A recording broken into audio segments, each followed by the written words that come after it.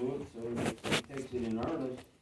But Terry, that $5,000 is whether you pass or not, correct? I assume so, that's usually how classes.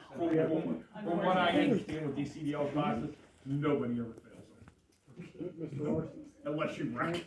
can I interject for a minute? Kevin Hallam, 5058 Dawn Street. On that testing, you might want to look into how many hours she has to put in, or it's quite high now. They adjusted all that. I do believe Right, it's that's 40 it. hours. Yeah, I do believe it's 40 hours of classroom and 40 hours of road time.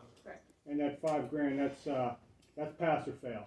And Yeah. if you do fail it, yeah, you go all over. You fail it. Just for insight for you, maybe pay the $5,000 if passing is passing it. I mean, it's just a suggestion. Sorry for interrupting.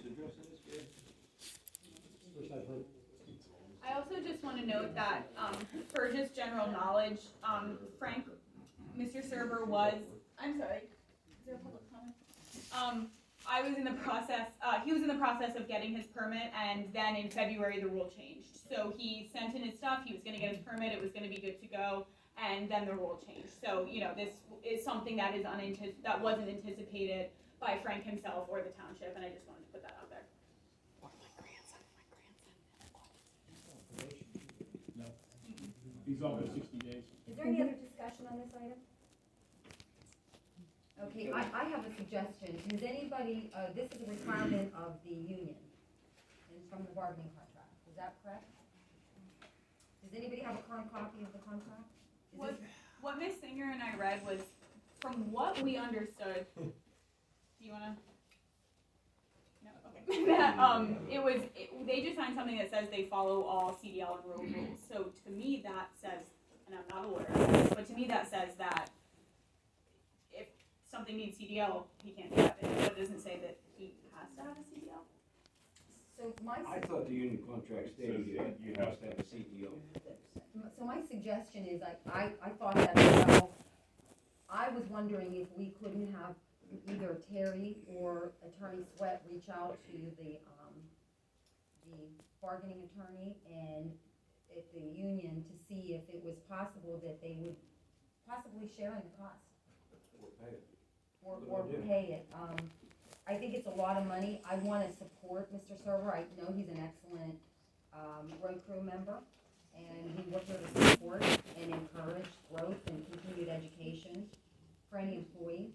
That's what we're here to do, support them. So if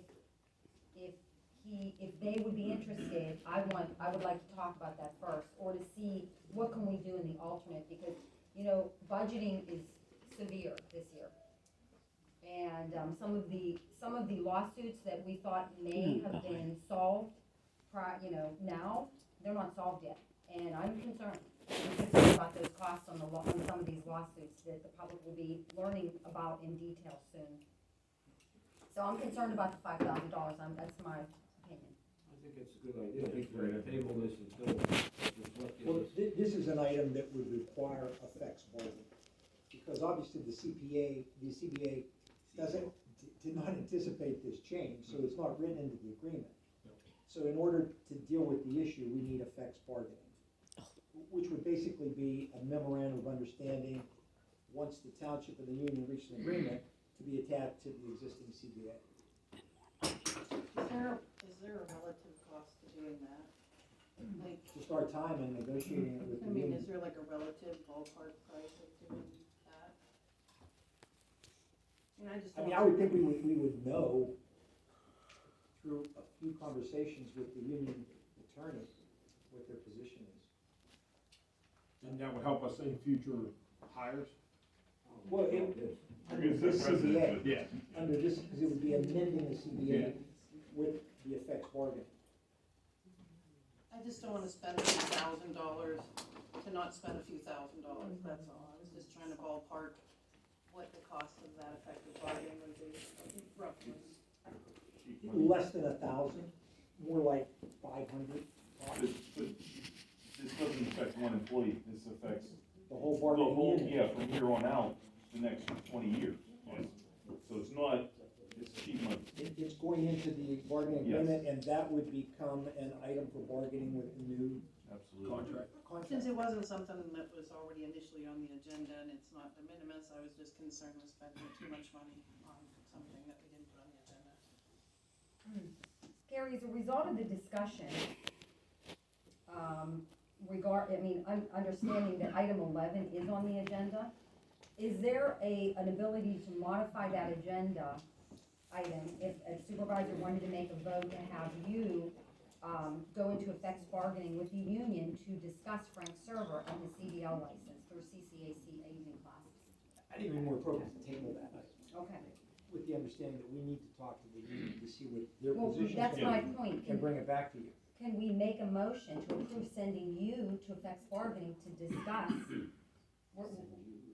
Frank Server's situation with the union? Or is that too much of a bend on that? I would table it. Okay. I understand the sentiment of this is a personnel issue that could have been discussed in executive session, I guess. So you could have directed me to go and find out what the union's position is, and that's what I hear happening here. Okay, anybody else have discussions on CDL license? Okay, moving to item 11, approved